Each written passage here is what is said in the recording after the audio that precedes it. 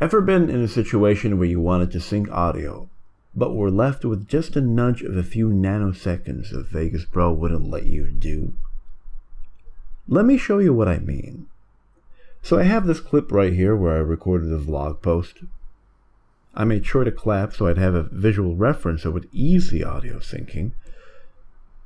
But when I drag these on top of each other, well, sure, I mean, it sounds synced when I play this, but the OCD in my head just wants me to nudge this audio event a little further, but I just can't.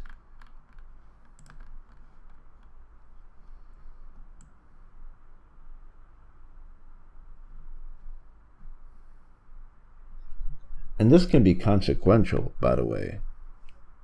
I just happen to be lucky that this is just enough of a job. So what do we do if we want to do just that? Two options. Either bring your cursor here and disable Quantize frames, or hold Alt and press F8. This will effectively remove the automated mechanism in Vegas to snap events in by frames, but it will also allow you to move events by time instead of frames. Once you've accomplished what you've set out to do, however, enable this back.